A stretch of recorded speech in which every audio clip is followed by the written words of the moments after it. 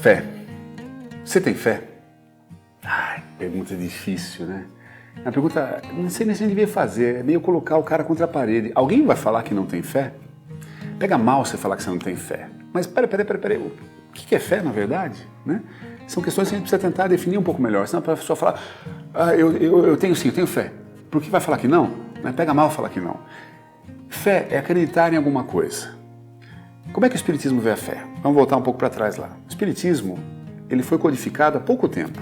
Ele começou a ser escrito, codificado, colocado como uma estrutura filosófica há pouco mais de 150 anos, 1860 e pouquinho, tal, por um sujeito chamado Allan Kardec, esse era o pseudônimo dele, que era um professor, um pedagogo, um educador, um intelectual francês de Lyon, na França, e ele começou a investigar uma coisa estranha que estava acontecendo. Estava tendo uma série de manifestações espirituais, de espíritos em todo lugar. E a princípio, ele como homem da ciência falou, isso é tudo mentira, isso é tudo bobagem, isso não existe, não acredito. Mas ele não parou aí, porque tem gente que para nisso. Ele falou, eu vou investigar esse negócio. E começou a olhar, interessante, estranho, mas parece coerente. E ele começou a ver o quê? Ele começou a ver que em vários lugares as coisas se repetiam. Havia coerência na comunicação espírita aqui, ali, lá. Aí ele começou a expandir, ele começou a fazer a mesma pergunta, seja qual for, para vários médiuns em várias cidades francesas. E depois para médiuns fora da França. E depois para médiuns na América, em outros lugares. E ele viu que havia coerência nas respostas feitas em lugares absolutamente diferentes para pessoas, encarnados, médiuns, que não se conheciam, as respostas que vinham eram as mesmas, absolutamente coerentes. Então ele usou uma metodologia científica para ver se aquilo era verdade ou não. E ele começou a se convencer que, parece que tem uma coisa verdadeira aí por trás disso.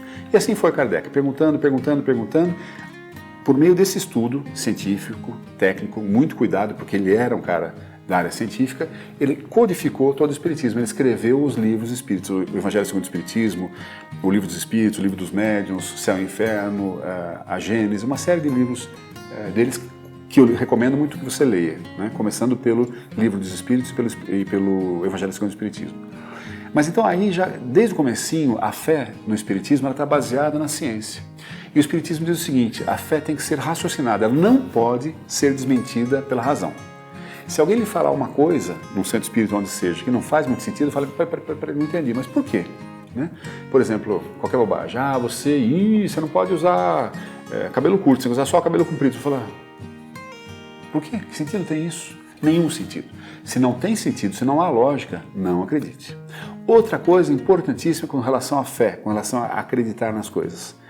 Comunicações mediúnicas, espíritos que vêm e nos dão comunicações, seja psicofonia, comunicação verbal, está ali o médium, o espírito aproxima-se dele, faz uma conexão mental e ele fala o que o espírito está pensando.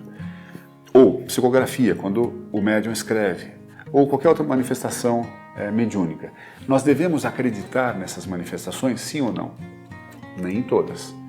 Sempre, mais uma vez, tem que passar pelo crivo da razão. Não é porque um espírito veio e falou uma coisa que é verdade. Quem são espíritos? Espíritos somos nós, gente igual eu e você.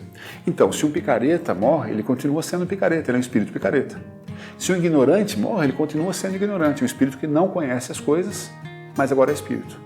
Se um brincalhão morre, uma pessoa que gosta de pregar peça, enganar as pessoas, fazer graça, não, quando ele morre, ele continua igualzinho, ele continua querendo pregar peças. Ele vem e fala uma coisa para pegar uma peça em você, para se divertir com a sua credulidade. Então não acredite em toda a comunicação mediúnica. Acredite sim em qualquer comunicação mediúnica que passe pela sua cabeça e seja correta. Você fala, isso aqui faz sentido, é verdade.